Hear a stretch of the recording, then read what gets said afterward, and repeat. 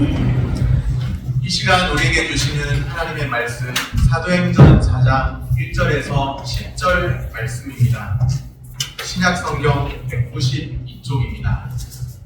사도들이 백성에게 말할 때 제사장들과 성전 맡은 자와 사두개인들이 이르러 예수 안에 죽은 자의 부활이 있다고 백성을 가르치고 전함을 싫어하여 그들을 잡음에 날이 이미 저물었으므로 이튿날까지 가두었으나 말씀을 들은 사람 중에 믿는 자가 많으니 남자의 수가 약 5천이나 되었더라. 이튿날 관리들과 장로들과 서기관들이 예루살렘에 모였는데 대제사장 안나스와 가야바와 요한과 알렉산더와 및 대제사장의 문중이 다 참여하여 사도들을 가운데 세우고 묻되 너희가 무슨 권세와 누구의 이름으로 이 일을 행하였느냐. 이에 베드로가 성령이 충만하여 이르되 백성의 관리들과 장로들아 만일 병자에게 행한 착한 일에 대하여 이 사람이 어떻게 구원을 받았느냐고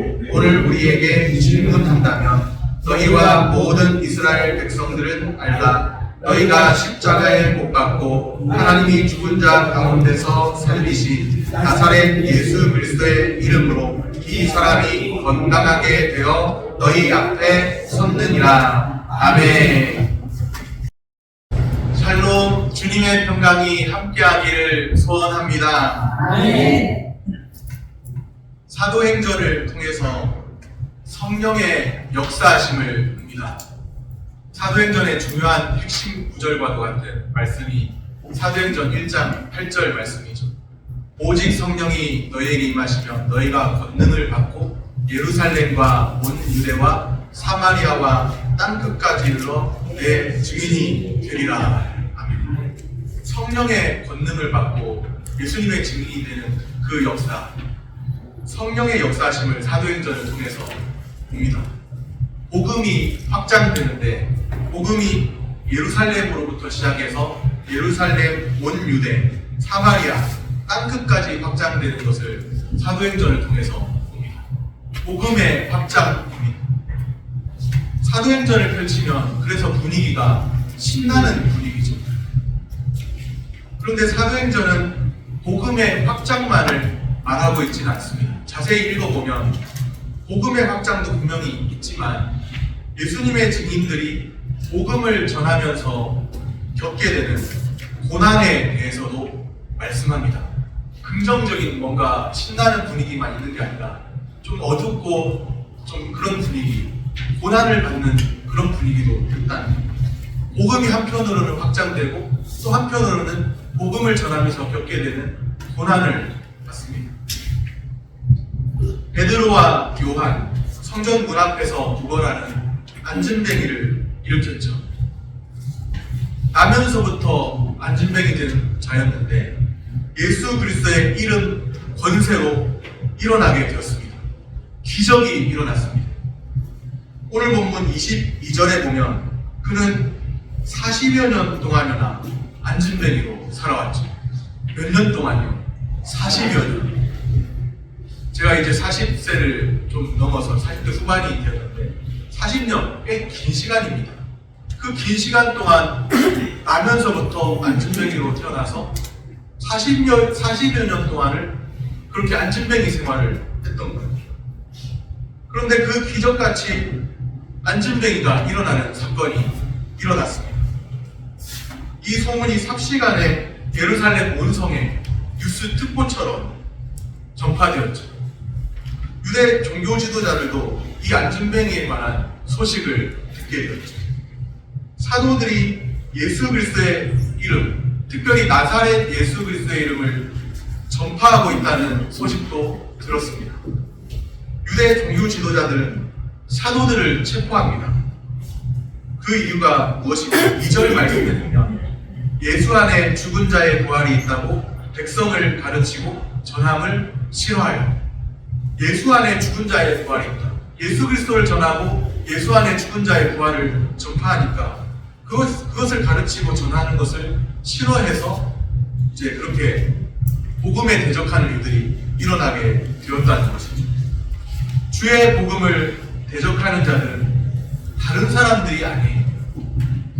세상 사람들도 물론 하나님의 복음을 받아들이지 않지만 주의 복음을 대적하는 사람들이 전혀 하나님을 모르는 사람이 아닙니다. 오늘 본문에 보면 1절에 보면 제사장들, 성전 맡은 자들, 사두개인들입니다. 유대 종교 지도자들, 그들이 복음을 대적했던 거예요. 하나님을 모른다고 하는 사람들이 아닙니다. 하나님을 안다고 말하는 사람들이 복음의 대적자로 등장합니다. 하나님을 안다고 하는 우리도 주의해야 합니다. 선줄로 생각하는 자는 넘어질까 조심해야 합니다. 사도들을 붙잡아서 감옥에 가두었죠. 3절 말씀입니다. 그들을 잡음에 날이 이미 저물었으므로 이튿날까지 가두었으나 복음을 전파하면서 복음만 확장되는 게 아니라 또 복음을 전하면서 겪는 고난도 있다는 겁니다. 그들을 잡음에 가두었으나 잡히고 또 갇히고 이런 일들이 있다는 것이죠. 베드로와 요한이 복음을 전하다가 이런 일들을 겪게 되었는데요. 지난날 베드로가 예수님께 말한 적이 있습니다. 주여, 내가 주와 함께 옥에도 죽는 데에도 가기를 각오하였나이다. 그때 베드로의 그 마음, 나는 예수님과 어디든지 가겠습니다. 예수님이 가시는 곳이라면 어디든지 가겠습니다. 다른 사람들은 다 예수님을 버릴지라도 나는 결코 버리지 않겠고 주와 함께 옥에도 감옥에도 죽는 자리에도 같이 가겠습니다. 주님과 함께라면 어디든지 가겠습니다. 그랬죠. 그랬는데 그때 그 베드로의 마음은 진심이었어요. 그런데 자신의 열정, 결단만으로 그 자리에 가지 못했습니다. 예수님이 잡혀가실 때 베드로는 멀찍이 따라갔습니다. 마음은 진심이었지만 실제로 용기가 안 났던 거예요. 용기가 나지 않았고 자신도 예수님과 함께 동행하다가 같이 잡혀갈 것 같고 그런 마음이 컸겠죠. 그래서 멀찍이 따라갔던 그였습니다. 마음은 진심이었고 또 열정도 분명히 있었고 예수님을 향한 그 열정도 있었고 결단의 어떤 의지도 있었고 그런데 안 됐어요. 자신의 마음만으로 또 열정만으로 결단만 안 됐어요. 우리가 하는 일들이 그런 일들이 참 많습니다. 우리의 열심, 결단만으로 되지 않는 일들 있죠. 그런데 지금 베드로가 어떤 상태에 있습니까? 예수 그리스도를 전파하다가 지난날 말했던 것처럼 주와 복음을 위해서 감옥에 갇히게 되었습니다. 베드로가 했던 말 그대로 된 것이죠. 성령 충만한 결과입니다. 성령 충만하여 베드로는 주와 복음을 위해 감옥에도 죽음의 자리에도 담대히 나아갔습니다. 예수 그리스도를 전하다가 불리하면 뒤로 빠지고 또 좀 어려운 상황에 빠지면 그냥 후퇴하고 이런 것이 아니라 죽음의 자리에도 또 감옥에도 담대히 나아갔어요. 성령 충만한 예수의 증인, 이런 사람들이죠. 죽음의 자리에서도 담대합니다. 스스로의 열심과 어떤 그런 열정이 아니라 성령 충만의 결과입니다. 자신의 열심으로 행보를 할 때는 안 됐지만 그런데 성령 충만하니까 마음에 주어지는 놀라운 담대함이 있는 겁니다. 2025년 한 해 우리가 신앙생활하면서 성령으로 충만하여 담대한 그런 모습과 믿음이 우리에게도 있게 되기를 소원합니다. 아멘. 주와 복음을 위해 복음을 전하면서 기쁨도 분명히 있고 그런데 고난을 받을 때도 있습니다. 그러나 성령 충만한 예수의 증인은 고난의 직면에서도 담대합니다. 그 어떤 상황에서도 믿음으로 담대한 한 해 되시기를 소원합니다. 아멘. 사도들을 잡아 그 이튿날까지 가두었죠. 그 이튿날이 되자 이제 유대 종교 지도자들이 다 모였습니다. 대제사장 6절에 보면 대제사장 안나스, 가야바, 요한, 알렉산더와 및 대제사장의 유대 종교 지도자들이 다 모인 거예요. 다 한 자리에 모인 거죠. 이들이 사도들을 가운데 세우고 묻습니다. 유대 종교 지도자들이 사도들을 가운데 세우고 물어요. 7절 말씀입니다. 사도들을 가운데 세우고 묻되 너희가 무슨 권세와 누구의 이름으로 이 일을 행하였느냐. 마치 죄인 다루듯이 감옥에 가둬놨다가 신문하는 듯이 또 말하면서 가운데 세우고 묻는데 무슨 권세로 누구의 이름으로 이런 일들 예수 전하고 이런 일들 누구 허락받고 한 거냐, 누구의 이름으로 한 거냐, 그렇게 지금 묻고 있는 거죠. 누구의 이름으로 했을까요?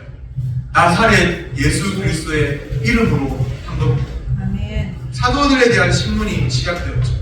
죄인처럼 신문 받습니다. 복음을 전했는데 예수 그리스도를 잘 믿었는데 뭔가 평탄한 길이 열린 게 아니라 갇히기도 하고 잡히기도 하고 갇히기도 하고 신문 받고 죄인 취급을 당하고 이런 일들을 겪고 있는 거예요. 고난을 받고 있습니다.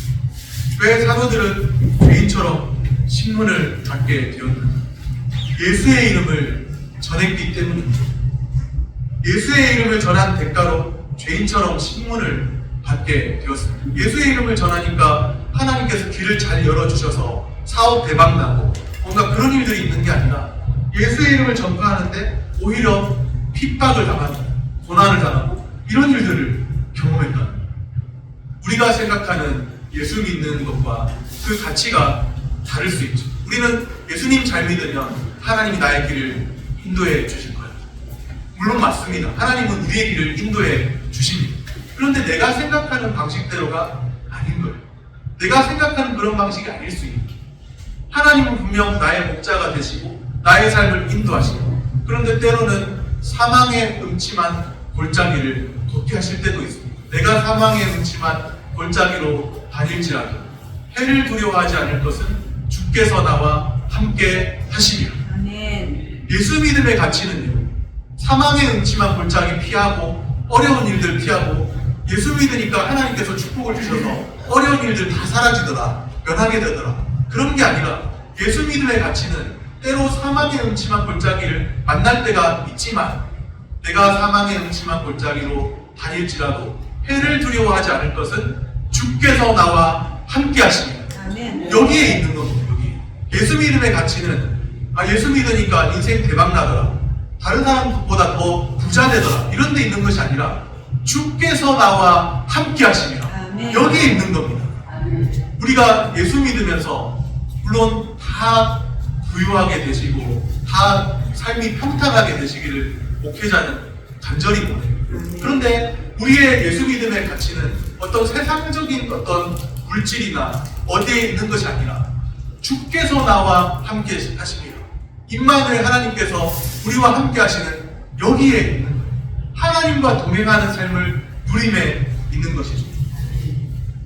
사도들은 신문받는 그 자리에서도 예수의 이름을 전합니다. 신문받는 그 자리에서 너희가 무슨 권세와 누구의 이름으로 이 일을 했느냐, 허락받고 한 거냐 딱 물으니까 이제 저 자세로 딱 나오면서 아이고 죄송합니다, 잘못했습니다, 두 번 다시는 안 그러겠습니다, 이렇게 하지 않고요, 예수 그리스도의 이름을 신문받는 그 자리에서도 예수의 이름을 전하고 있다는 사실. 이전의 베드로가 아닌 거예요. 멀찍이 따라갔던 베드로가 아닌 겁니다. 이전의 베드로는 멀찍이 따라갔지만 이제는 신문받는 그 자리에서도 유대 종교 지도자들이 거리끼는 그 이름을 전파합니다. 너희가 십자가에 못 박아 죽인 그 예수 그리스도의 그 이름으로 하고 있다는 말하는 거예요. 하나님께서 살리신 그 예수 그리스도의 그 이름으로, 부활하신 그 예수 그리스도의 그 이름으로 우리가 이런 일을 행했다고 말하고 있습니다. 그들이 십자가에 못 박은 바로 그 예수, 거리끼는 예수죠. 그런데 그 예수를 전파하고 있습니다. 성령 충만한 예수의 증인의 모습이 어떤 것일까요? 성령 충만하니까 부자 돼서 뭔가 사업상의 그런 번창함도 있고 이런 모습들을 사도행전이 보여주는 것이 아니라 예수의 이름을 전하고 예수를 위해서 담대한 마음으로 살아가고 이런 모습들을 보게 됩니다. 성령 충만한 예수의 증인은 예수 그리스도의 이름을 전합니다. 나 자신이 드러나고 나 자신이 높임받고 그런 모습이 아니라 예수의 이름이 높임받고 예수의 이름이 온 땅에 전파되고 퍼져가고 나의 삶을 통하여서 내 주변으로 예수의 이름이 전파됩니다. 이전에는 예수의 이름 전하는 것 자체도 예수님과 함께 생활한다는 그것을 공개하는 자체도 두려워서 멀찍이 따라갔던 베드로였는데요. 이제는 성령 충만하니까 담대하게 예수의 이름을 전파합니다. 사도들은 위협을 받고 경고를 듣습니다. 18절에 보면 도무지 예수의 이름으로 말하지도 말고 가르치지도 말라. 자신들이 십자가에 예수 그리스도를 못 박아 죽였거든요. 유대 종교 지도자들. 로마의 어떤 힘을 빌려서 정치범으로 몰아서 유대인의 왕이라는 그런 어떤 이제 죄목을 해서 정치범으로 몰아서 죽였거든요. 십자가에 못 박아 죽였지 않습니까? 당연히 거리낄 수밖에 없죠. 자신들이 행한 일이 있습니다.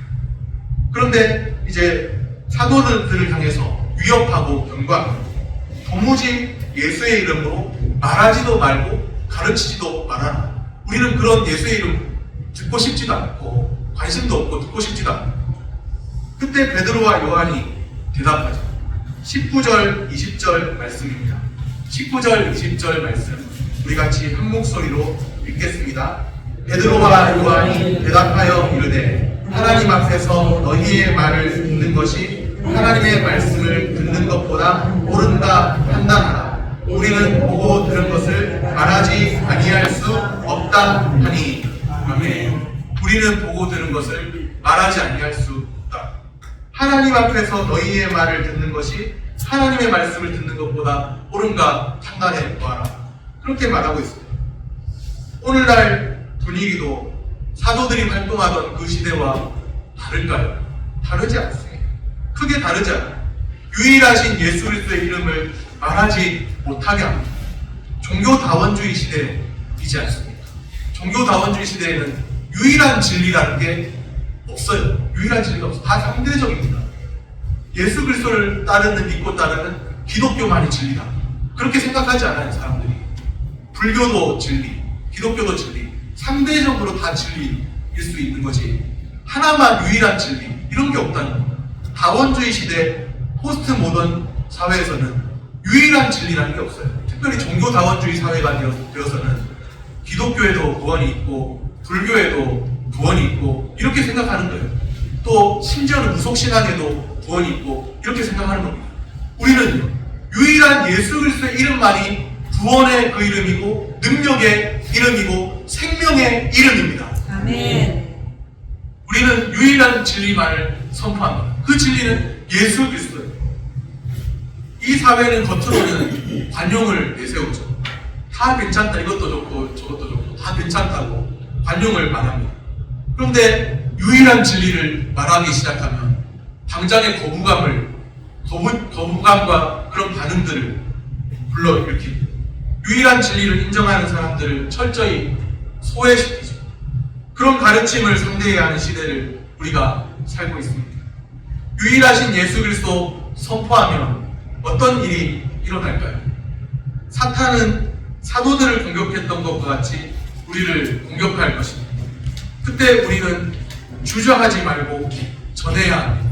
네. 예수의 증인으로 예수 그리스도의 이름을 전하며 사시기를 바랍니다. 아멘. 예수의 이름을 높이면서 하나님과 동행하는 삶을 사시고 하나님과 동행하는 그 기쁨을 누리며 사시기를 바랍니다. 아멘. 말씀을 정리합니다. 성령 충만한 예수의 증인은 고난의 직면에서도 담대합니다. 성령 충만한 예수의 증인은 예수 그리스도의 이름을 전합니다.